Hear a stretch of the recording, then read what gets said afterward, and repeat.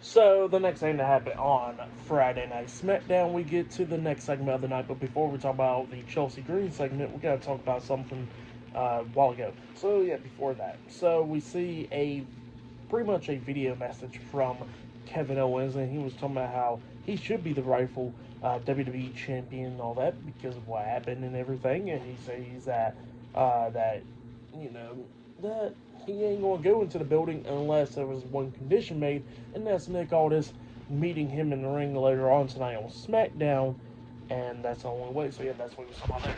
But then we get to the next segment of the night, and we see Piper Niven. She is inside the ring. They are having a championship celebration for the new WWE Women's United States Champion, Chelsea Green. So yeah, Piper Niven. She introduces Chelsea Green as the sparkliest, tallest, youngest, oldest, longest reigning WWE Women's United States Champion of all time, and she introduces her. So yeah, Chelsea Green, she comes out there with the championship, and she is dressed up like the Statue of Liberty, calling herself Lady Liberty.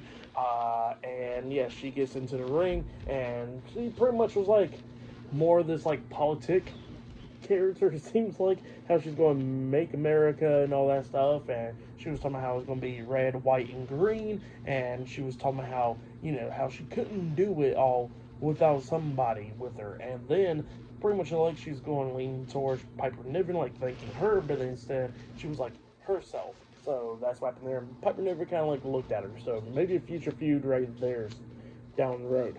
But yeah, that's what happened there. And then she starts talking crap about Michin. Somehow she was surprised that Michin pretty much made it so far into the finals of the tournament and all that stuff, but she says that it didn't matter because she still lost to her. So yeah, that's what Chelsea Green was talking about there, and calling herself the youngest, oldest women's United States champion, longest reigning. So yeah, that's what she was talking about there. But yeah, that's what happened there, and then all of a sudden she gets interrupted by Michin. Michin comes out there, she got the candlestick in her hands, and then she grabs the mic and she starts talking about how if it wasn't for Piper Niven, Chelsea Green wouldn't be champion right now. And then she says, well, let me meet you to my old friend right here. And then Michin starts walking down to the ring. Well, Piper Niven gets out of the ring, but then she starts getting beat down with the kendo stick inside the ring. Michin gets into the ring, tries to hit Chelsea Green with the kendo stick, but Chelsea Green ducks it, and then Piper Niven saves her by pulling her out the ring. So yeah, that's what happened there. Pretty decent segment.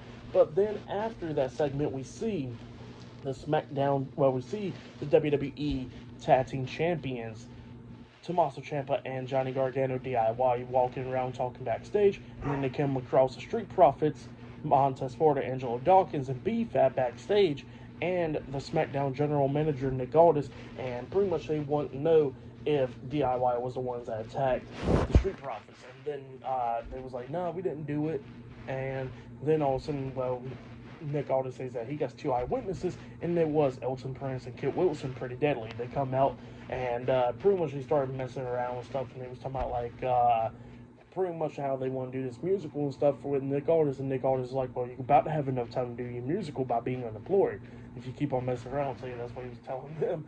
And then it looked like Kit Wilson was about to snitch on DIY, but then all of a sudden we see Elton Prince say Garza. So yeah, Street Profits was like, so is Garza and Berto, and they was like, yeah, it was them. And then all of a sudden, we see the Street Profits. They started walking around backstage, and they found Lost Garza, and they started attacking him backstage. And then they got us, and a bunch of referees broke him up, and he says that they got handled in the ring. So yeah, that's what he says there. But so yeah, up next it will be the Street Profits versus Lost Garza up next in the tag team match. So yeah, I'll see you guys later. Till then.